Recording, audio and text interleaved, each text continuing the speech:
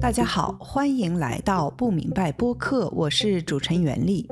由于美国政府每年发放的 H1B 工作签证名额有限，每年的申请者都必须加入概率大约1/4的抽签。这2期我们采访了5位经历过 H1B 申请的年轻人，他们与大家分享了移民美国可能会遇到的困难，帮助想润的同学做出更好的决定。上一期 Andrea 分享了他在工作和身份的双重压力下陷入深深的抑郁，而抽签5次仍然与 H1B 无缘的 David 与他的女友则无奈地考虑是否要继续留在美国。我们收到了非常多的评论，有的共情并称赞他们的勇气，有的分享了自己的移民经历。谢谢大家的反馈。上一期的 Andrea 和 David 都因专业是理科相关，毕业后有3年的时间来抽取 H1B。 这一期我们有2位年轻人，因为读的专业是文科和商科，必须在1年内申请到工签。韦女士介绍了许多人为延长抽工签的时间而另辟蹊径，还聊了据说可以增加中签概率的各种都市神话。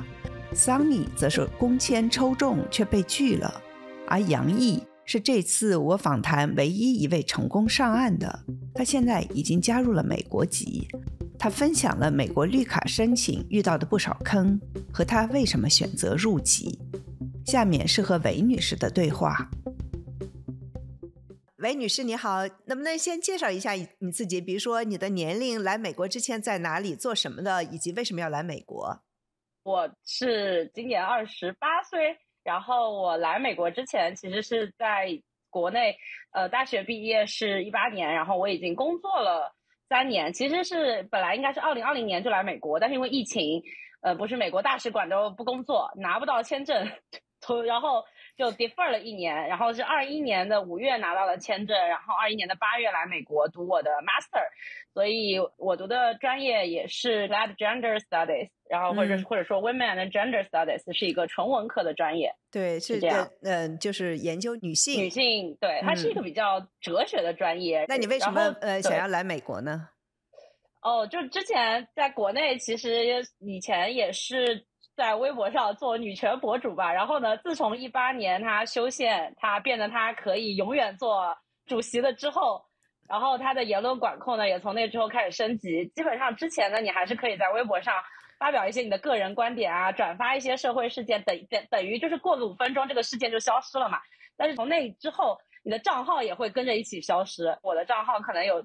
被消失了大概有10个吧，然后我就放弃了，后来就大家都转移到推特上去。其实我算是说觉醒这个词嘛，算是比较早吧，从16、17年差不多开始翻墙，然后就是了解到了一些中国政府啊，像6·4啊这样子的事情，然后从那个时候就萌生了我要出国这样的想法。就是我觉得可能我自己的喜欢自由的这个性格跟美国啊、加拿大这边的比较像，当然为什么头铁来了美国没去加拿大，当时就是觉得自己一定有出路可以解决这个工作签证这个问题，就来了之后发现真的是太理想主义了，真的是特别难。就是来美国的原因基本上就是觉得就国内待不下去了，就感觉你就是被封住了嘴嘛，然后你什么都说不了，甚至你在家里跟你父母讲的时候，你爸爸妈妈都会让你不要讲了，就是这种，就大家就在自我的做这种言论审查，你知道吗？就是私下里都不可以说了，不光是说私下里也不能说。我妈妈比如说跟我聊天，她就说莫谈国事就不讲了，就这种。就是只有我们2个人在的情况下，甚至就是只是在餐厅里吃个饭，可能随便闲聊，他们就觉得不要说了，就是这样。这样子呀。包括后来铁链女事件啊，也是一个最后就不了了之。到美国来也是有一部分觉得就是可能在海外大家能够有再聚集到一起，或者说只能到海外来做那个继续在做女权啊，就是做中国的就是人权啊方面的事情这样子。你来美国读硕士2年毕业，你大概是从什么时候开始找工作的？你找工作的方向是什么？你都经历了什么？能说一下吗？对，我是21年8月份来的美国，然后我是23年5月份毕业，那当然就是基本上在22年的那个秋季学期啊，然后23年就已经在继续找工作，然后找的工作的方式呢，主要就是同学啊、老师啊 refer，这是一个，然后就是靠 connections， 另外一个就是我在 LinkedIn 上疯狂 connect 陌生人，因为我这个专业其实挺窄的，我的同学他们基本上都是在各种 LGBTQ 性少数群体的那个非盈利组织，或者是在一些高校的女权办公室，或者是那个 LGBTQ 的那种小这种团体，就是基本上就比较的窄。然后我的老师呢，其实也 refer 了我挺多一两个工作，然后呢，一般就是在一个高校里啊，但是就是一聊到说啊，你的身份是国际学生，然后他需要你要给你办身份，然后他就说啊，可能不合适吧，然后再也就不回你的消息了，或者说就是他们觉得你工作能力很强，但是呢，像那些非盈利组织，他们就没有这个预算来支持你去办这个签证，因为这个就是律师费啊，包括给移民局的费用啊，就抽 H1B 的抽签的这个费用加起来可能也就5000块吧，所以就变得非常的艰难。然后一直到23年的2月份，其实这事情也没有着落。后来呢，我就去禅修，然后就遇见了我现在的老板。就是你遇到了你现在的公司的老板，他想要录用你，是不是？对，他就是想要雇佣我，就是开始就是抽签的流程嘛。然后第一抽没有抽中，然后5月份就毕业啦。然后当时就想的是要想办法留下来啊。然后就到了湾区来之后，也遇到了很多工程师，然后他们一般都会去那个什么 CPT 学校去再读一个学位，就是用 F1 签证继续留在美国，或者继续为你的公司打工。因为那个学校是可以你入学第一天就给你发 CPT 就是可以直接使用 F1 的身份再接着工作或者学习，这样子让你的身份合法性留在这里。对， CPT 就是一种类似实习的这样的一个，对，类似，它其实是用着一种实习的名义，然后让你在这儿工作。据我所知，就是很多在美国抽不到签证的人都是用这个方式。对，然后你就是用这个 CPT 去找了一个学校，然后去那读什么呢？这个学校一般的专业都应该是跟码农就写码相关的，像 Business Analytics 啊，Information Systems 啊，也有那个 MBA 这些可以选择，基本上都是这几个。因为什么呢？因为 STEAM 的专业可以有3年的 OPT， 所以像我这种，如果我直接去读这个专业，我毕业了可能还有3年，因为我是文科生，只有1年的 OPT 嘛。对，是。那你说你那里的同学都主要是印度人、中国人是吧？对，印度人跟中国人为主，然后少数的有一些像越南人啊、像韩国人啊这些的。那他们都是做什么的呢？就是大多数都基本上是做码农和那个做金融相关的，但是也是像金融分析、商业分析相关的，就是这些比较多。这2个方向的比较多，所以我比较异类，就是我是唯一一个经常在课上说我是学 Women and Gender Studies 的。对，是。那你们去那都学什么呢？就说大家都其实就是交一点钱去，等于说买了一个临时工作的这么一个签证，是不是？就等于是交钱买一个 CPT， 可以让他们继续工作。然后他的学费确实比较便宜，可能2年才$2万。然后呢，就是大部分时间都是线上课程，在线上把作业都做完提交，然后老师查。1学期有一个线下的课程，有一天要从早上7点待到晚上6点，就在那坐着。因为移民局对收取国际生的学校是有要求的，每个学期要有 onsite， 然后 onsite 的时间是多长都是固定的，然后你这个课你是必须人要去，只要你不是快死了你都得去。然后就遇到同学不是快生了，就9个月了，他还得在那坐着。对，9个月了，就他整个人的状态就已经是肚子就一直在胎动嘛，然后她的老公就在外头是车上坐着等她，就怕她有什么急事，就是这种，她还必须在教室里坐着。对，然后老师也会问你们为什么选择这个专业这个学校，然后所有人都说是为了身份，没有 H1B， 为了要这个 CPT，然后这样子。对，那他们都是一般在什么样子的公司工作呢？你知道吗？我的同学他们就是来自各个公司的都有吧，像谷歌，然后还有各大或者 startup 公司呀，或者各种各样的公司。就码农他们选择用 CPT 这个方式的比较多，是因为他们前几年的话，基本上他们都能找到工作，但他们就是不能解决签证的问题。文科生的话，就是连工作都很难找到。然后他们如果抽不动签证，都会选择这个 CPT。像我的朋友，就是他就是在一个 startup 公司工作，然后他已经大概7、8年了吧，就一直都没有抽中。然后他就一直读 CPT 的学校，然后他说他已经读到这些专业他都读完了，他没有东西可以读了，就是那些什么 information system 啊那些他全部都读完了，然后他只能去读 NBA 了，就是他已经读到第3个第4个专业了，就是相当于是这样，他就一直要用 CPT。 然后他的 F1 签证也早就过期了，他也不敢去 renew 嘛，因为他有风险，因为你是要去境外 renew 的，你 renew 了就可能回不来，就相当于他是离不开美国的。天哪，那他就已经7、8年不知道多少年就没有离开过美国了。对，没有离开过美国，就是在美国。天哪。大家好，我是袁丽。你们刚刚听到的精彩对话背后有几十个小时的精心准备和制作，这需要阅读大量资料，花时间与采访对象沟通，只有这样才能问出好的问题，才可能进行有深度的对话。不明白播客会继续致力于制作高品质的新闻内容，让中国人听到深刻的思考、真实的情感，在这个灰暗不确定的年代听到彼此心中的一点坚持。请大家继续支持不明白播客，让我们把这个事业长期的进行下去。欢迎听众朋友们到我们本期的内容简介里点击捐赠链接，或者访问我们的网站不明白.net 的捐赠页面。那我们再说回来，你的那个 H1B 23年3月份的那次呢没有抽到以后呢，你就做了一些什么呢？就是没有抽到 H1B 之后呢，我也想继续留在美国嘛，就想再试一试，然后我就去上了这个 CPT 的学校，我6月份就入学了。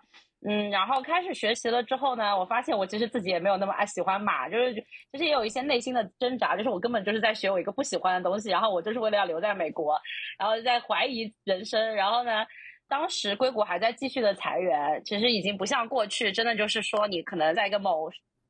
编程网站上你刷50道题，你可能就可以就是去找到一个很 basic 的工作，但那个时候就是很有经验的工程师也都被裁员，他们也找不到工作。我就想着好吧，那我要不就去加拿大吧，听说加拿大2年就可以找到工作。你打分可打得很高是吗？对，这趁30岁之前，因为30岁以上分还会变低，趁30岁之前最后搏一搏去加拿大，然后说不定还能打个高分，然后学个马。然后呢，就是学校也申请好了，就已经准备去加拿大了，然后还跟我很多朋友说我要走了，拜拜，我受不了美国了。就是因为我当时想的是，即使你找到工作，你能用 CPT 用 OPT whatever， 你还是没有 H1B， 然后你绿卡还是遥遥无期。就是你还是得一直在这个 OPT CPT H1B 绿卡的 abuse 里面来回倒，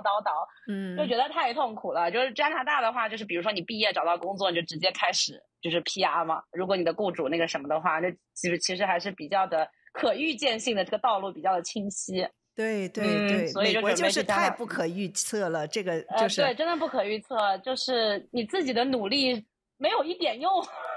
不是你的学历，也不是你的学校，也不是你的能力来决定的这个事情。对，那你后来是怎么又拿到了 H1B 的呢？对，我是在这个8月份第2轮，我们大家都知道第2轮叫海底捞，因为就是第2轮的几率比第1轮更低，所以是要从海底被捞起来，所以就叫海底捞。然后我就在第2轮被抽签的时候就抽中了。是哪一天呢？你记得？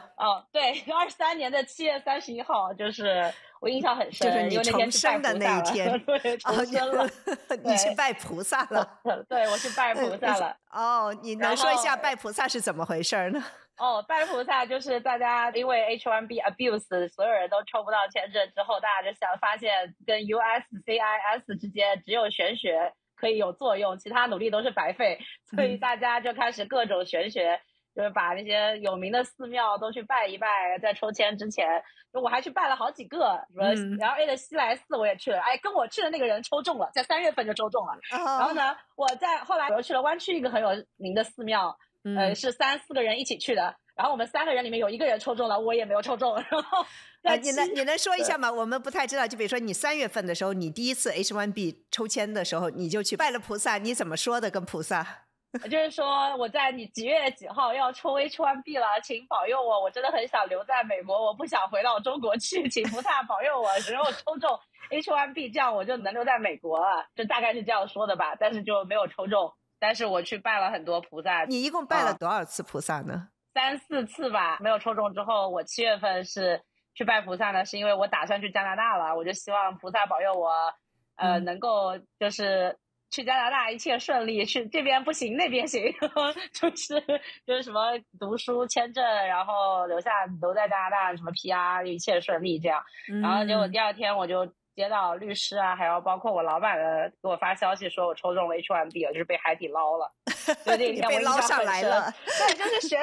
学还是要信一下的。对对对。对，我那个去小红书上去看了一下，有人说除了玄学你无法跟美国移民局做任何努力。对对对，今年的结果是4月1号出来嘛，然后3月底大家全部都把头像换成 Chick-fil-A， 我也不知道这个是哪传出来的，就是 Chick-fil-A 可以保你中签，就是一个炸鸡店是吧？对，一个美国连锁炸鸡店的标志，大家就把头像换成那个，然后还说要去先点单下单一份炸鸡，然后就会保佑你中签，然后大家也都是在交流去哪里拜菩萨啊，怎么样的，就跟哪个庙更灵啊，这样子，就是在上进跟上香之间选择上香。上进是什么呢？上进就是努力啊，就是就知道自己的努力没有用，所以就是上香选择玄学。上进可以做什么呢？我觉得你们已经很努力了。对，就是真的就是很努力了，就是上进已经任何事情都做不了了，我真的想不出来任何事情可以做，真的挺无奈的。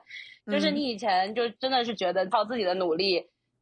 一定可以留在美国的，然后来了发现真的就是都不行，即使你看你我有雇主支持我还是我抽不到签证，我还是不行，就是这样。所以就是只有除了玄学，大家都想不到任何的努力。这个过程你会用什么样的词来形容一下？或者你有没有情绪特别特别低落的时候是一个什么样子呢？有啊，就是很低落很焦虑，然后很怀疑自己，就是当时的选择是不是错的呢？那如果当时去加拿大或者当时去日本，可能早就解决了这个事情，不用在这里挣扎着。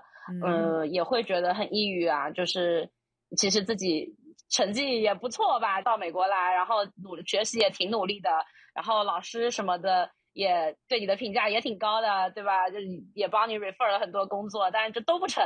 然后包括你在美国读这个书也是挺贵的嘛，10万美金对吧？加生活费学费花下去，结果就最后一场空啊，就是什么都没有，没有结果。其实也是有这样子的时段的，就黑暗时刻吧，有一段时间。那你现在你在一家什么样的公司？你做什么样的工作？对，我的老板他有一家金融服务公司，所以我在一个金融公司工作。所以当时我虽然8月份抽中 H1B， 但是 H1B 还是需要你把材料递交到移民局去审核的嘛。我还特别怕我审核不通过，因为我的专业其实是跟这个没有相关的，因为我也知道很多人其实在 OPT 没有被通过，或者 CPT 也有人没通过的，就是然后到 H1B 也有人没通过的，所以我就各种忐忑，但是最后还是顺利通过了，所以就你是做什么工作呢？市场营销，然后做一些在办公室的一些后勤的工作吧，可以这样说。对，那这个和你自己本来想做的工作是不是有一些差距呢？是啊，有很大的差距，就是也是在这个过程中成长了吧，就是人还是要现实一点，就是你如果是想要身份的话，你可能就没有办法对自己的工作有太多的选择权，就是哪个公司愿意要你，哪个愿意公司支持你办身份，你就去哪个公司上班就行了。但是内心还是有挣扎，就是我的理想是去做人权啊、女权啊，就是去支持这些人去能够获得他们的权益嘛。但是就是我现在就是在做毫不相干的工作，不过我也可以做一些志愿者啊，就什么在网上啊做一些这样的工作，但是实际就是你就是得用你的时间做你不喜欢的工作，然后就换取你想要的身份，然后这个 H1B 也很不自由，你也不能随心所欲的换工作，你也不太可以随心所欲的离开美国，当然你想的也可以，就是有风险，大家都怕那个回不来这样。对对对，你现在是在办 EB2 的这个绿卡是不是？刚刚开始，对。然后这些费用从 H1B 到 EB2 全都是你自己承担？对，按理来说其实是你的雇主来承担了，就不过我就是他帮我办身份，就是觉得这个钱要我自己出，然后我就自己出了，就这样，就是私下里再转回公司。哇，这样子，那还是挺大的负担的，是不是？是的，如果绿卡要请律师的话，我算了一下，整个流程下来也要2万美金吧。要2万美金哦，哇！对对对，就是算上你还要给移民局的钱，然后你给律师的钱，这样子。对。你因为是 H1B， 因为想要申请绿卡，然后就是又不敢换工作，又怕裁员，是不是？然后也不太敢离开美国，这些都是一些机会成本，你是要考虑的，对不对？对，是的。那你觉得你还会放弃吗？你还会考虑加拿大吗？应该不会了。我希望的还是就是继续在这里，然后拿到绿卡，然后继续留在美国。为什么呢？为什么还是想留在美国这么难？你也不能做自己真正想做的事情。是啊，但是就会觉得去加拿大，大家都会可能会在心里美化另一条路，但是也不一定那条路就会很顺利。就是你在那里毕业了，你还是要接着找工作，然后找到工作，然后你的雇主能不能支持你办身份，这些都是未知数。然后我会觉得可能在美国做一些像人文啊，像这些人权的、女权的、性少数群体的这些运动文化，我感觉反而在这边是更好的地方吧，就觉得大家的公民自主意识都很强。然后我是来了美国之后第一次去抗议，还是去那个反堕胎游行。就我记得我去的时候超级紧张，我就在那到处看，然后我的白人朋友就说不要紧张，警察不会来抓你的。然后我说你们怎么这么懂我？对对哦，真的有意思。那你是觉得你是最好不要离开美国是吗？你怕回来有问题吗？对对对，我怕回国，就是首先就是出去美国，你再回来你要过边境，边检也是有被拒的风险嘛。然后也是就是就确实就是在推特上也大放厥词，也怕就是回去之后手机一查或者怎么样会影响爸爸妈妈，所以还不如就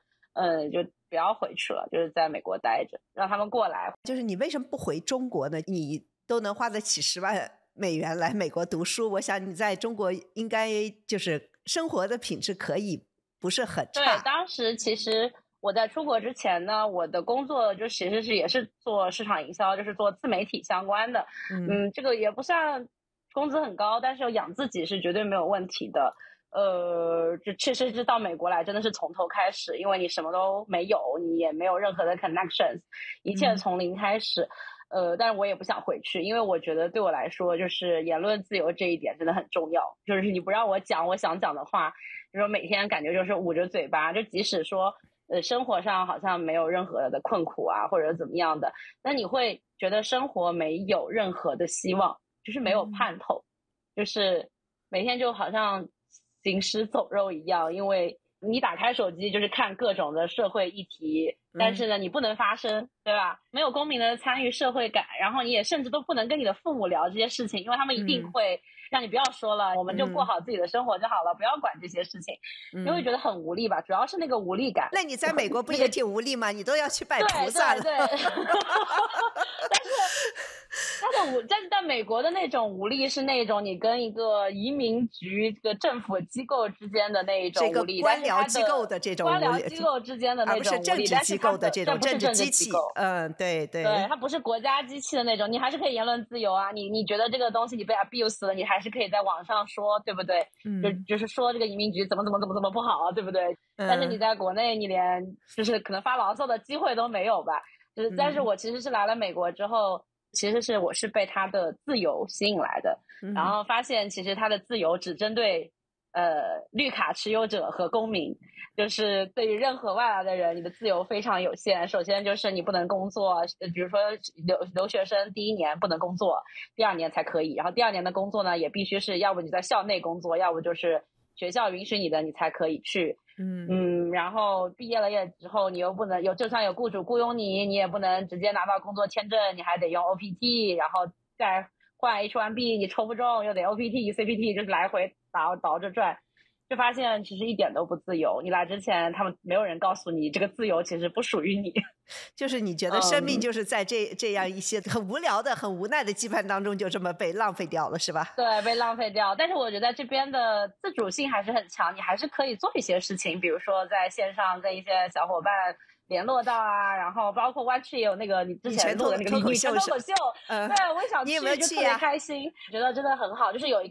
起码有个空间你可以表达自己，那也比在国内要好。就是我觉得这也是为什么那么多人即使这样被 abuse 都要留在美国的原因就是这样。就为了能有一个空间，有个 community， 大家可以自由的说真话，就至少不用害怕被叫去喝茶，至少不用害怕被人敲门，是吧？对，至少不用害怕警察突然闯进来问你们在干什么。你在国内经历过吗？倒没有，我只是有身边的朋友有被请去喝茶过。他其实就在我们一个20人的群里，可能就嘲讽了一下习近平是小学生，然后警察就上门把他带走了。哇，天哪！然后就去录指纹、录 DNA， 问他这个话是不是你说的，然后你为什么要这么说，然后让他下次不要再这样说，就是这种。就是那种的恐惧是无时无刻的。那种恐惧就是你不知道你哪天说的哪句话突然就被录下来，或者突然就被别人举报，还有就是你不知道你在谁面前我也是安全的，这件事情我也觉得就反正深深的无力感吧，就是有可能就变得好像文革一样，身边的谁都有可能突然就去举报你了，就这样。对对对，真的很无奈，是不是？这个对，就是自己的国家又不愿意回去，对，然后在美国过的呢也有点憋屈，对，对，也很憋屈。然后特别是看到那些走线的人，就是大批的进来，然后他们还比较快速的，可能可以开始工作了，拿到工卡嘛。对，但是像我们的话，就是以很合法的身份进来，也很愿意在这里工作，给美国政府交税，但是他就不让我们很容易的得到想要的，就是要各种在羁绊中，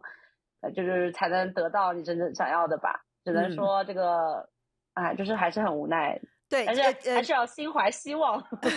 对，那你被海底捞了，你还是算幸运的。对，我已经算很幸运了，所以我也都不抱怨，因为我就给自己转念嘛，就想着，你喜欢的工作也有你不喜欢的部分，对吧？你不喜欢的工作，也许你也能在里面找到你喜欢的部分，学到一些东西。就是人生没有白走的路吧，就是好，谢谢。就是告诉自己这样想。好，谢谢韦女士。接下来是和 Sunny 的对话。Sunny 你好，你能不能先介绍一下你自己？比如说你的年龄，来美国之前在哪里做什么的，为什么要来，还有你哪一年来的？大家好，我叫 Sunny， 我马上34岁过生日了，然后13年来到了美国，本科毕业到纽约读的研究生，13年到18年的时间是在纽约，然后18年到现在在加州。那你就15年毕业的时候，你当时找工作的方向是什么？你都经历了什么？好找吗？对，其实我本科跟研究生都是学 marketing 的，学商科的。我会说不好找，非常不好找。因为我们是跟本地的美国人母语英语的人去竞争他们的工作机会。那其实我并没有这个美国的全职的工作机会，所以在上学的时候就非常拼命的去实习。我记得我有一个学期还做3份实习2份兼职，然后1份是这种远程的，就是时间灵活的，可以在周末或者是下班时间去做，然后还在上学。对，就是比较拼。可能我这个情况比较特殊吧，就是因为我挺想留下来的，为了有一些工作经验，然后给多自己一些选择吧，未来的这个发展的路上。对，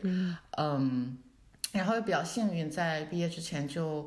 找到一个比较稳定的实习，那就是我其实是后来的第一份工作，就是这个新能源行业的这样工作，误打误撞，其实并没有特别的计划。我当时的这个梦想是给世界500强他们的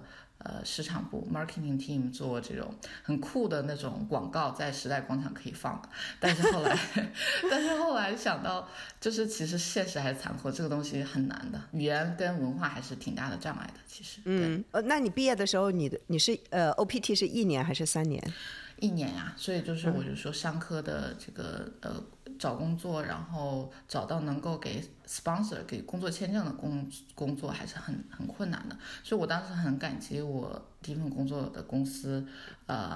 因为我在那边实习了7个月，然后呢，他们也愿意给我一个全职的工作的这样一个 offer，也愿意给我去 sponsor 这个工作签证，那其实是他们公司第一例。我在那个公司抽了2次，第一次没有抽中，然后没有办法我就回去上学了，然后边上学边工作。对，第二次呢抽中了，然后被拒了。那年是16年，就是 Trump 上台第1年。整个的移民政策都是非常的紧缩的。就是 H1B 你抽中了还可以被拒掉？可以的。这我也不知道可以被拒，但是后来确实是可以的。天哪！可能是律师的材料，我觉得是那个上面出了一些问题，所以我没有办法又要再回去上1年学，上这个 CPT。但第3年我就想说不行，那我的抽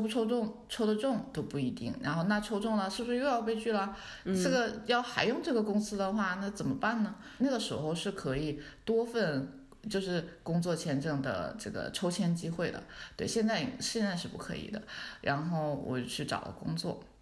然后也很难的，因为如果新的公司没有用过你去跟他面试，然后他还要给你花这个钱去办工作签证，然后还不知道能不能抽中，你能不能去他的公司工作，就是很多很多这个挑战。因为他前期的费用和这个用的资源还是挺多的。是的，对，就是但是幸运的是，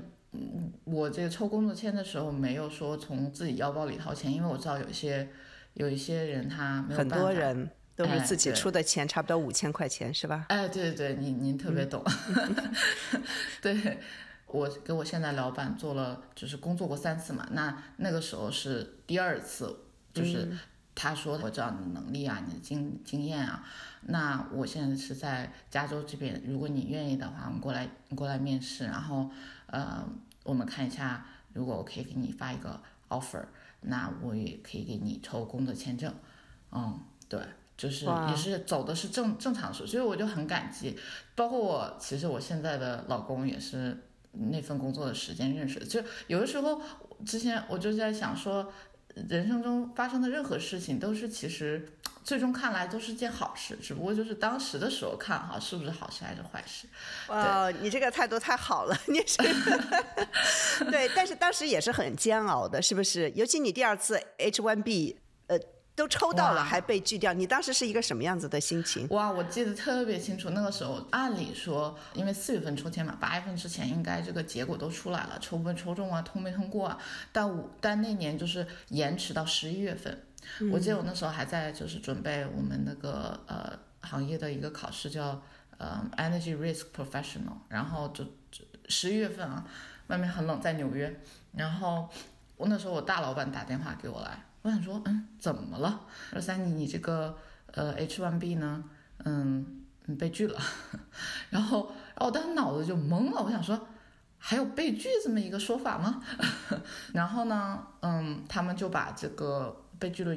文件发给我了，它叫 Special Occupancy， 就意思是特殊工种，它意思就是说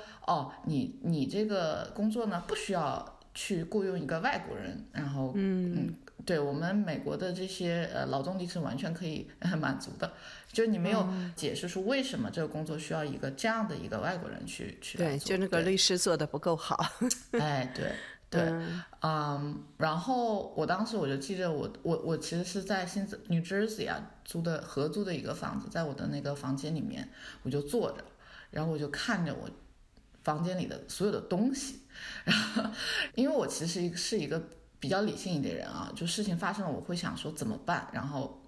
未来怎么办哈，不会说怎么回事。我想说那我这些东西怎么办？我下一个月我要在哪儿？我是不是要再继续留下来继续上学？这个决策对于我来说到底值不值？对，就是在做下一步的计划。然后你没有痛哭呀，没有什么之类的这种，没有这样子的。那倒没有，我觉得就是有点惨，就想说怎么发生我头上？后来就是一晚上吧，我就决定我说不行，因为我这个人性格里还有点就是你说犟还是倔强哈，我觉得在美国能够就是拼死拼活留下来的人的性格中稍微都有一点这样的一个元素，都有点叫 resilience 是吧？对对，然后或者是 great 就是谢谢。对，然后就觉得说我可以选择离开，但是你不能让我离开，就是大概是这样子。很好喜欢这个我可以选择离开，但你不能让我离开。对，我不能被迫的说我要离开，那其实是我还是有选择的，那我选择就是那我继续上学咯，对吧？但是呢那时候10月份的时候我就在想说，那明年4月份我可不能指望着这一个抽签的机会，这样非常的随机嘛，对吧？然后就在想说，那我应该去找工作了。然后还有就是说，我其实因为这个工作签证的事情，在公司上，比如说在4月份之前，我需要再跟公司申请说能不能给我升职加薪。公司都会说你的身份的问题，他说因为你的身份，公司已经花了额外的钱，因为你的这个身份的不确定，就是公司已经做了很多妥协，就是大概是有这样的。我觉得也是，如果我是一个 business owner， 我也会这么去考量，对吧？尽管你可能能力强，但是我都不知道你会不会1年之后还在这里啊，对吧？不管是什么原因。就是不对对，是不对的，但就是对，然后但他们也说，那这样Sunny，我给你一个 road test， 我给你所谓的试用哈，就是给你更多的工作这个责任跟这个强度，然后呢给你保持你现在的这个职位跟薪资，然后做半年，如果这个 road test 结束了，我们觉得还挺好的，那就给你升职，就是拿你免费干活，你知道吧？对，这也太赤裸裸了。对，但是有时候有一些事情的价值是没有办法用金钱去衡量的。那给一个机会，然后让你证明自己，好像是一件很好的事情。但是我已经过去了那个年纪，然后我说那我考虑一下，然后我其实心里在想说，我要去找工作了，反正我都要去找工作。然后你就当时第2年，17年的时候，你是2份工作的这个 H1B 申请是吗？没错，然后就是新的工作知道我的旧工作也在给我抽 H1B， 然后2份工作都抽中了，就是很幸运都抽中了，所以就是到我做选择的时候了，我就跟我原来公司说，我说我抽中了，然后你看我这个升职加薪啊，你能不能考虑一下？然后他们说我考虑一下。后来呢，其实我有做的不对的地方，比如说我跟我那时候公司说，我说我已经有一个 offer 了，你不要觉得我没有 option。我的这个总结就是说，如果你决定走，那肯定不要回头。就是你不要告诉你公司你有什么，但是我还想留下来。他说你不能去威胁公司，对，你已经有这种所谓的二薪了。然后纽约这边就是他们就是他说商量一下，后来有一天周五下午的时候，把我带到了曼哈顿另外一栋楼的一个他们租的一个办公室里面。HR 拿了几份文件说，Sunny，感谢你对于公司的这个贡献哈，但是公司领导层呢，讨论决定之后，还是决定让你离开公司。对，就是那种没有过时的，就是对，可能一些条件呐什么没有谈拢。还有一点就是其实他们是答应说给我报销我的学费的，但是大老板怎么说跟下面人怎么做会有出入，所以这也是让我比较纠结的一点，就是要说你都答应我了，为什么不给我做这个事情？然后但是我就没有意识到，就是完全没有预期到说会是这个结果，所以我当场就哭掉了。因为就是也是年轻，就觉得这一份工作，然后老板们同事们都很好，然后是个大家庭，然后我就做得很开心啊，学到很多东西。那哭得稀里哗啦，脑子就是懵的。我想说，这是我在哪儿发生了什么？我是谁？大概是这种感觉。后来他让我签了一个 release form， 意思就是说，你走之后不能告公司，对吧？然后也是年纪小，完全没有读，让我干什么干什么，然后就签了之后，他说你也不用回办公室了，你的东西我寄给你。就直接让我走掉了。投行他们是这样让人走的，就他怕你带走什么信息啊什么的。对。然后我老板是投行出来创业的，所以他就用了这种方式。就我觉得好残忍啊！世界上怎么有这么残忍的事情？然后就是非常冷血，是吧？对。但是你有一个这个我有个backup plan。对，我有备选方案，然后而且我身份没有断层，因为我是学生身份，所以我没有什么60天啊这种，就是工作签才有的。对，所以也是不幸中的万幸嘛。我听说一些年轻人，他们就是因为这个 H1B 的这个过程是这么高度的不确定，他们就会去求菩萨呀，还有去吃这个Chick-fil-A 呀，什么什么之类的，这个你都有啊？有啊，这个东西就是你信不信，反正就是没有坏处，是不是？那你虔诚一点，咱们就有的时候科学无法解释的东西呢，我们就要靠一些玄学去解释。各大庙啊，我不是在纽约，在湾区，在这个南加洛杉矶那边都工作生活学习过嘛，这些庙我都去过啊，而且就是很好笑，就那个有一个那时候才在纽约开的叫天好运，它是一个吃那个点心啊吃早茶的地方，就有几个朋友为了能够中签哈，然后一起约着上午去那个拜佛，然后中午回来就去吃那个天好运，然后我还把那个天好运的那个纸巾啊都留起来，我说这个东西是好运啊，我要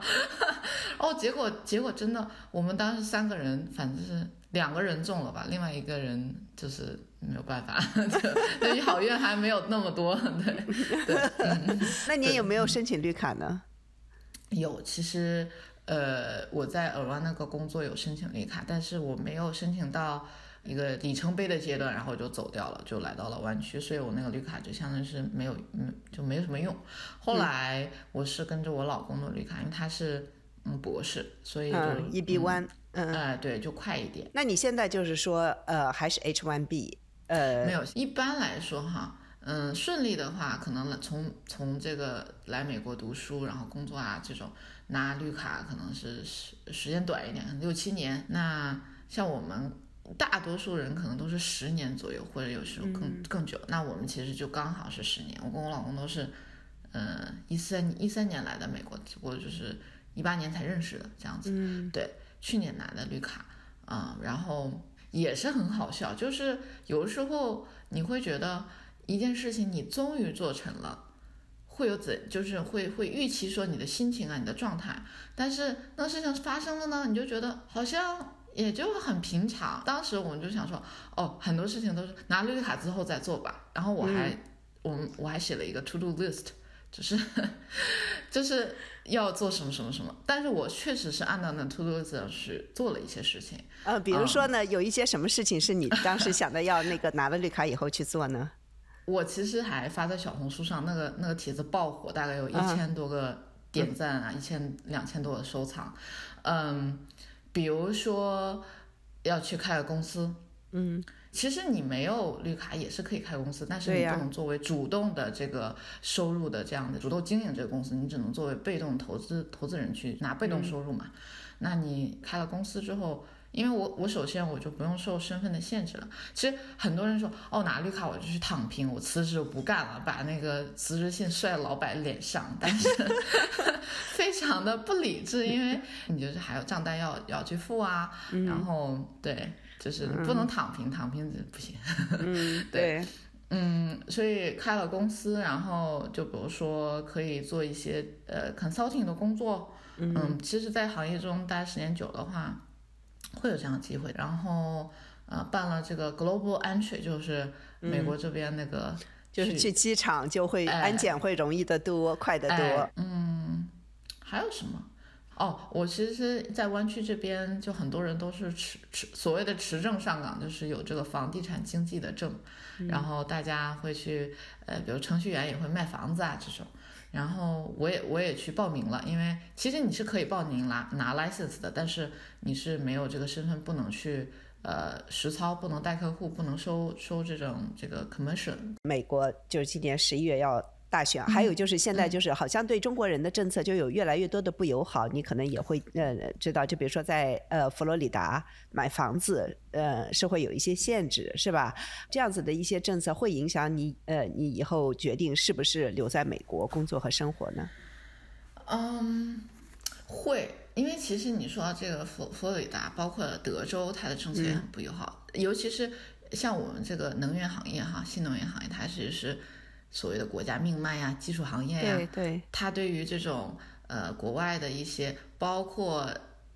这个关税的征收，对吧？就是有很多这种材料啊都是中国进来的，然后关税现在对于储能这个电池的关税也上来了，然后包括在德州，如果你是中国人的公司，有中资背景的，它是不允许你在那边去申请这个并网的，就你这个光伏电站要并到这个电网里面，它不允许你这样做，就慢慢的都会有这样的限制的。影响呢会有，但是就是还是没有立竿见影的效果吧，你也不知道之后会怎样。再一个就是因为佛州、德州那种地方可能还是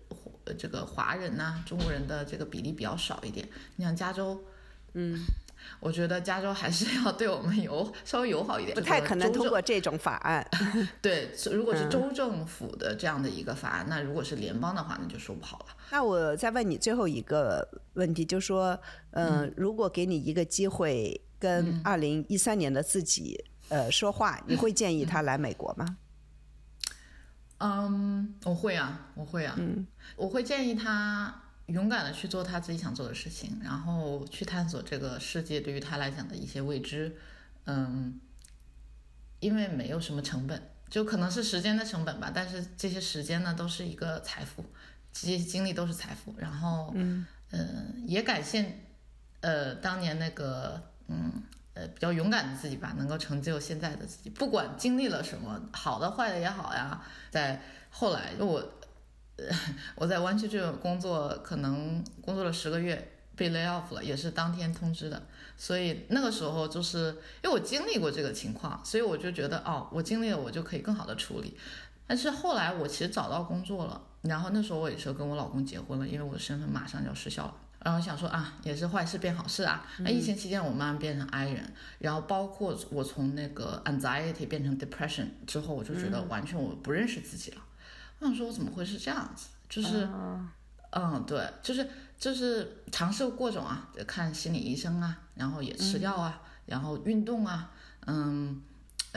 慢慢的反正是把自己打开，然后当时就会觉得原来能让自己开心，有一点开心感觉是那么困难的一件事情。但就最终反正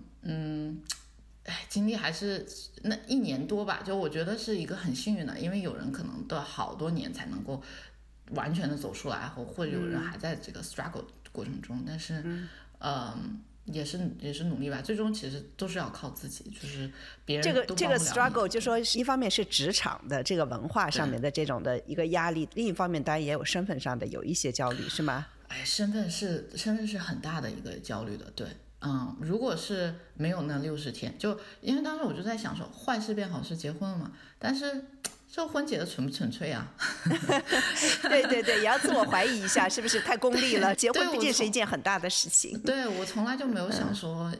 为了身份要去做这么大的决定，尽管我们其实也有说要结婚的计划打算，只不过就是这是个催化剂而已。但是要去质疑自己是不是？对，我是发现我这几天和好几个人聊，他们都是因为这个办身份的这个问题，真的都抑郁了，去看心理医生。对，我其实当时会觉得我内心其实很强大的，因为我经历这么多事情，没有出现 mental breakdown， 没有出现心理问题，但那个时候就是可能就各种原因吧，也加上疫情。其实如果没有疫情，我可以回国待一段时间，回到我家庭的怀抱就爸妈那边，就是可能会好一些。那时候当时我就在想说怎么世界这么大就没有我可以待的地方？我这边身份马上过期了，然后我没有办法回国，那我变成了 illegal 的 immigrant 怎么办？移民局会过来抓我，就有很奇怪的想法。天哪！就思路没有打开，因为太多非法移民了，对不对？人家抓得过来嘛，你已经是非常非常非常合法的，是。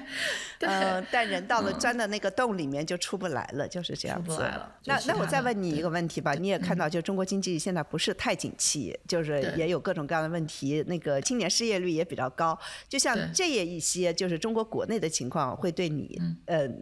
决定在美国留下来有影响吗？我觉得就是暂时这个情况是这样的，经济不太好，然后这个失业率高，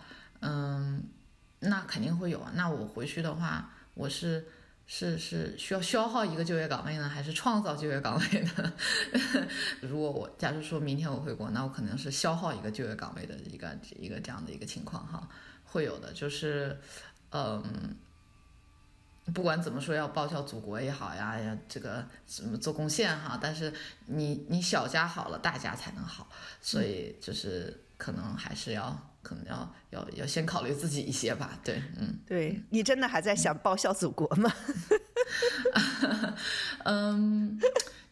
你会希望祖国好啊，肯定会希望，对，只不过就是有时候是这样子的，不光是什么报效祖国哈，年轻的时候就会觉得我是可以改变世界的，对，所以就是年轻人他的那个热情或者是他的这个活力所在哈，能够感染到整个一个社会的人，他有这种想法，改变世界啊，然后为世界更好去做一些他可以做的事情。那可能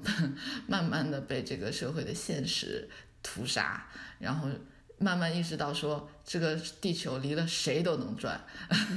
大部分的人啊，你能做的东西真的很有限，个体代表不了群体，可能就热情就会减缺了，对，好，行，谢谢 Sunny。接下来是和杨毅的对话。杨毅您好，你能不能先介绍一下你自己？比如说你的年龄，你什么时候来美国的？来美国之前在哪里做什么的？现在是什么身份？好的，我是80后，然后快40岁了。我是本科毕业就出国留学，其实我是先去的加拿大读了一个硕士，完了以后工作了几年，然后后来跳槽来了美国，之后就一直待在美国，现在住在华盛顿州西雅图。然后我的身份的话，我刚规划入籍。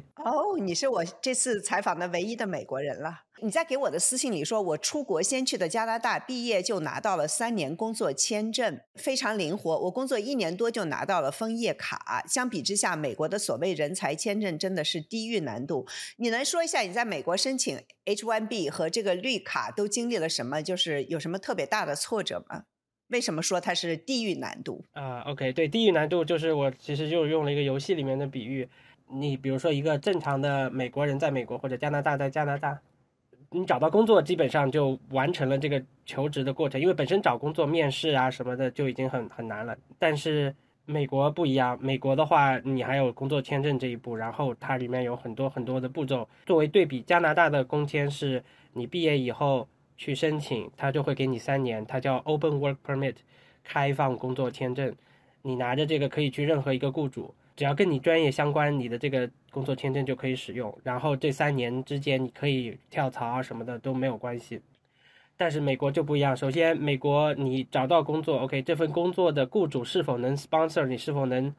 赞助你办这个工作签证，这是第一个问题。大部分小雇主是不会做这个事情的，因为它的这个法律流程非常复杂。那其实对于这个留学生来说，你也就是只能选择这些大公司大厂，因为他们有比较成熟的法律团队会操作这些事情。这个就是说你找工作的时候，首先你就有一个限制，你其实只能找那些愿意为你办 H1B 的雇主。那然后 OK， 你面试了这些公司，找完了以后你终于拿到了心仪的 offer，你拿了 offer 以后，你还不能马上开始工作，你还没有工签，你要你公司去帮你办这个申签。一般大公司都会有律师外包一个律所来办这个事情，然后就会有一个律师跟你对接，然后你把所有这些材料准备好递上去，你要等4月份的时候，这个你才能递交这份工签。然后递上去以后，如果人数超过了每年的限制，就要抽签。我相信您的其他的这个采访对象肯定都谈过这个抽签的问题。我其实当年很幸运，我来的时候正好是次贷危机结束后不久，经济还正在恢复。我是从加拿大过来，然后这个公司联系我以后说行，我们给你发 offer， 然后我也接受了 offer， 然后那个时候已经是6月份了，然后就办这个工签。那年是2012年，是不需要抽签的，他们就帮我办了，然后经过了很长的时间办下来了。当时我已经觉得很麻烦了，因为我在加拿大根本不需要这些。后来开始要抽签，那才是真的更麻烦，因为抽签这个事情是要看运气。我很幸运，我就直接拿到了。但是拿到以后你还是不能马上工作，因为它的虽然是4月份开始申请，要10月份才能生效。然后入职以后你就要考虑这个你的身份问题，因为这个工作签证是临时的。他一开始是给你3年，你还可以续一次，再续3年，总共就是6年。只有绿卡办到了某一个阶段，是我记得应该是140的这个申请批准以后，你才可以在6年之后才可以继续往下续。所以所有这些都是在你拿到工作 offer 以后你所要处理的事情，而且很多是你是没办法控制的，比如说抽签这个问题。对对对，那你自己遇到了什么特别多的麻烦吗？你确实挺幸运的，因为2012年好像是最后一次 H1B 不需要抽签的那个年份，到13年开始就需要了。我后面碰到的麻烦主要是办绿卡的问题，去了以后这个雇主是大雇主，13年就开始申请办绿卡了。开始办绿卡以后就有一个问题，因为工作签证是跟着雇主，就是这个 H1B 是跟着雇主的。如果你要换雇主，首先你新换的这个雇主也要能帮你办 H1B 才行。虽然你已经有了 H1B， 但是呢新办的雇主也要帮你转移这个 H1B， 你所能选的雇主就有限嘛。然后转移这个倒是不用抽签，就是相当于你抽过以后你这个就一直就有了，但是会影响你办绿卡的进度。所以我当时在私信里说，我因为跳槽，然后还有因为内部转组，我相当于重新办了2次。当时是这样，就是说我14年的时候跳了1次槽，然后在之前的雇主绿卡已经办到了140这一步，就相当于他有第一步叫 Perm， 就是所谓的打小广告，内部过了，然后拿到了一个 Priority Date， 就是相当于是排队排上了这个绿卡的队排期。因为我们知道中国人和印度人是需要经过很长的时间的排期的，所以我相当于已经排上队了。然后我那时候就想跳槽，因为排上队以后我换了雇主，这个队伍还在，仍然需要重新办一个刚才说的那个 Perm， 但是呢我这个队伍不用重新排，所以我就跳了槽找了工作，然后并且换了地方。我一开始在西雅图换到了加州。在我换了新雇主开始以后呢，那个排期突然前进了，就是那个绿卡的排期它不是一个线性的过程，它是有时候会大后退，有时候会大前进。然后我在换了雇主之后呢，它突然大前进了，也就是说本来我已经排到了，但是因为我换了雇主，所以我要重新办一遍这个 Perm。对，然后这个 Perm 的时间大概是6个月到1年不等，我忘了我当时花了多久。然后我就在新雇主我马上入职以后就开始重新办这个事情，然后跟他们说我之前我有排期只要重新办这个 Perm 才行，然后就重新办了。办完之后那个排期又倒退了，所以我又不是排到的状态，我又得继续等。等于说这一个跳槽让我的绿卡就往后推了很多。本来我可能那个时候就能提交，可能能提前，我不知道能提前多少，但是提前至少1年是可以的。哇，至少1年。然后这是第一次，然后第二次呢，我是没有换雇主，但是呢我是内部转组，因为那时候我认识了我老婆，我老婆在西雅图，然后我们讨论了以后决定还是回到西雅图，相当于settle 下来。然后我就还在当前的这个雇主，我只是换了一个地方，我从加州换到了西雅图，这个换地方也需要重新办这个绿卡的 Perm， 因为它是就是这个 Perm 这个东西我解释一下，就是说你办绿卡这叫雇主 employment based 嘛 EB， 雇主帮你办的这个绿卡是要证明你不能招到本地人，需要你这个人才能帮你办。然后这个本地人每个地方劳动市场都是不一样的，所以它其实法律上是有规定，你如果换了地方超过可能100英里吧，你就要重新再办一遍这个东西。就是我的雇主除了在湾区那个地方证明不能找到人，我现在换到了西雅图，他得重新办一遍，证明在西雅图也不能找到人，所以我又重新办了一个 Perm。 然后在这个时候那个排期又前进了，我又没有赶上办完以后他又后退了，然后我就又等了几个月，所以前前后后应该有耽误了近2年的时间吧。我最后相当于是18年才拿到了绿卡，差不多快6年的时间嘛。一般中国人的排队是4到5年，所以我其实相当于耽误了1到2年。对，那这个耽误对你自己的就是你的工作呀、生活这种的心理的影响大不大呢？当时我其实做这些决定的时候，我一个是跳槽，还有一个是搬家搬回到西雅图，我是有这个心理准备，我是想有可能排期会变，然后会影响我这个。当然没想到真的就发生了，而且发生了2次。但是我当时考虑的是2次，一个是我换工作是为了更好的机会，还有另外是跟我老婆团聚，所以我觉得这2个事情比排期更重要。就是我只要工作还能稳定，我始终能排上，所以我做了一个决定，就是说我不管它，哪怕排期号倒退就倒退吧。你比我这次采访的人差不多年纪都大一些，就你的同学们想必在中国很多，就你在中国的同学们想必在国内很多也是在互联网行业工作，日子可能过得都不错，至少在疫情之前是这样子。你有没有在申请这个 H1B 和绿卡的过程中后悔过出国，后悔来美国？我没有后悔出国，但是来美国我是有过，我会有时候想要不要还是留在加拿大。因为我在加拿大，我是拿到了这个永居身份，枫叶俗称的枫叶卡，所以当时来美国也是，因为美国的这个大公司多，然后收入要高很多，比起加拿大。高多少？高，我当时跳槽是高了50%，然后税的话也会要低一些，因为加拿大是福利国家，每个省可能不一样，但是总体来说是比美国要高不少。所以就是其实是从职业发展的角度，美国是更好，但是如果你从身份的角度，就是从生活稳定的角度，你在加拿大有一个永居身份，那肯定是比在美国要等 H1B 要等绿卡要更舒服。所以其实来美国和留在加拿大，我当时是纠结了很久的，而且我即使来了美国以后，有时候我在想，如果这个身份办不下来，绿卡拿不到，我要不索性还是回加拿大算了。就在你绿卡排期突然之间换了个工作就往后推的时候是吗？对对对，您刚才的问题其实问到是跟国内的同学比较，我觉得相比差别最大的可能是那些在国内创业的同学，因为如果是在国内大厂打工的，其实我们差不多生活都是按部就班，可能我这边还是轻松不少，他们要996，我这边还是有正常的这个上班下班时间。但是比起那些创业的同学，他们明显就是他们的自由度要大很多，因为我在这边，我在 H1B 的时候我是没办法创业的，我必须要有一个雇主来保持我的这个身份。那在国内没有这个限制，可以创业。那当然有的做得好，有的是创业失败，但是那做得好的，那这个发展的前景那就是不可限量，就是相比之下有很多。我也有一些在美国和加拿大的朋友，就是想创业，最后是选择了回国的，因为在美国有这个身份的限制。哦，这样子。那如果比如说你能够告诉2013年来美国之前的自己，你会劝他不要来吗？待在加拿大吗？现在看来应该不会，因为我现在相当于也都身份也都稳定了，都拿到了，一切都挺好，这个工作顺利，家庭美满。所以当然如果我是14年15年那个时候，我可能就不一定是这个答案了。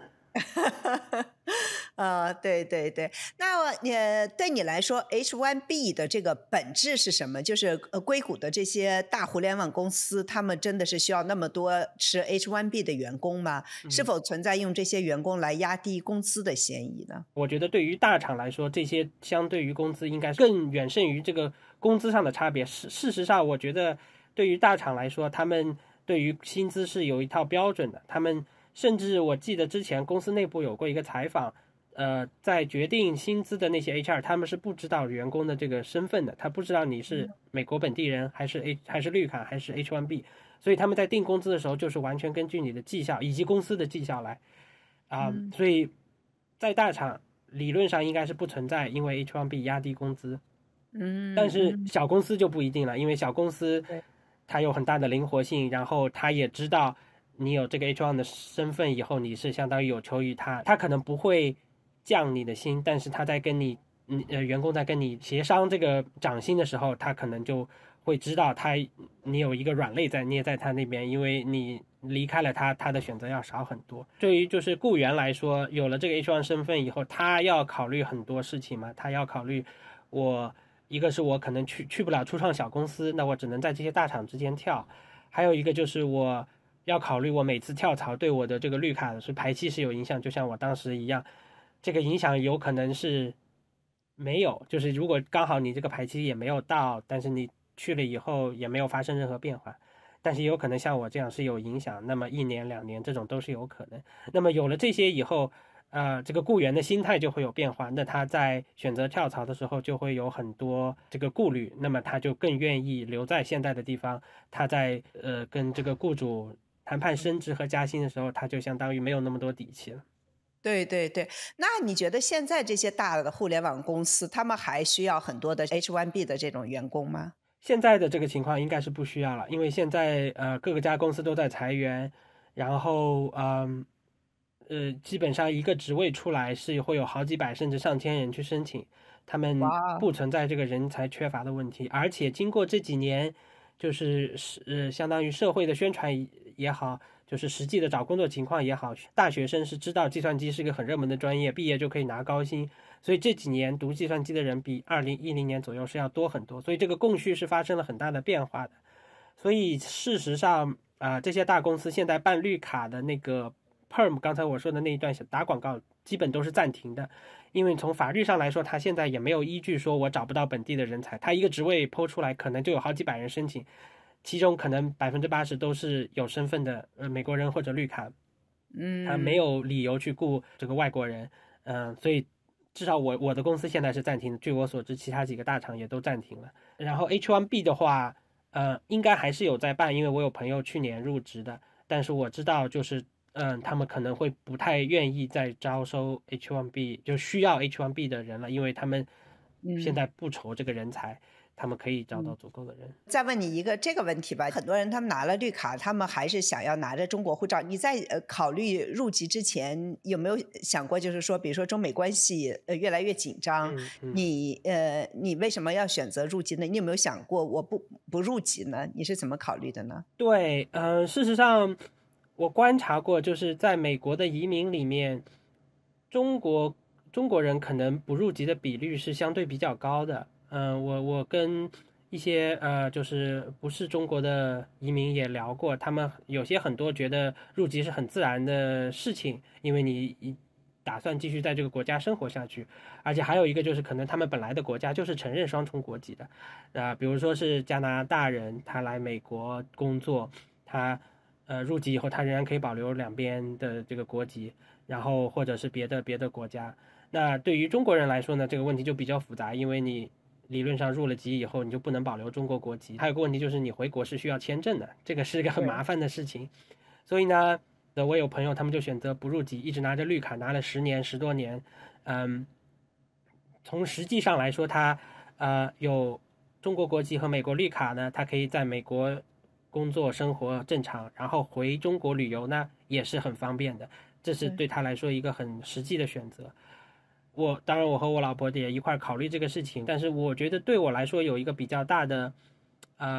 改变，就是我们有了小孩，然后我们小孩是在美国出生的，所以他就是美国籍，他没有中国籍，因为就牵涉到中国国籍法一个里面很有问题的地方，就是说如果中国公民的小孩在国外出生，但是双方有一方有当地的永居，都不需要入籍，小孩是不具有中国国籍的，也就是说我的小孩已经自动失去了获得中国国籍的这个资格，他甚至都没有得选。那么他就是一个美国人，他回中国是要签证的。我们当时也在考虑给他办完护照以后，就在考虑要不要办中国签证，就觉得很麻烦。那我当时想的是，反正我们每次回国都肯定要带上他，他也要办签证，那我们就索性一起办了。所以对于回中国旅行这点来说，没有什么区别。你做这个入籍的这个决定是基于你自己个人生活的这个需要，是吧？你和这个政治其实是没有什么太大关系的。对，对。如果你说不好意思，如果可以的话，我当然是希望保留双重国籍，因为这样我会多一个选择。但是那中国不允许这样做，那我也没有办法。对，除非我是谷爱凌，那这就是另外一回事情了。你觉得还有什么是我没有问到的吗？我应该知道的呢？可能我想补充的就是 H1B 它是一个临时的工作签证，但是其实在美国的 H1B 的员工对于美国的经济，特别是互联网公司是有很大的贡献的。因为如果不是这样，那当时那些公司在雇不到人的情况下，他们就有两种可能，一种是去国外开分部，那么这个是个很漫长的过程。那还有就是他们可能就是互相之间挖角，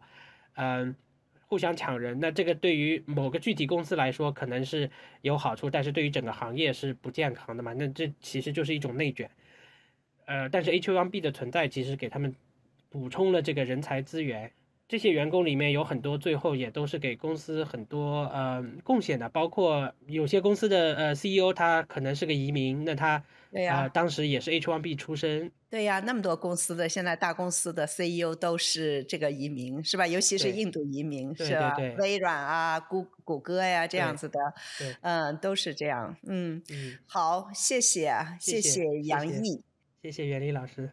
也谢谢大家收听，我们下期再见。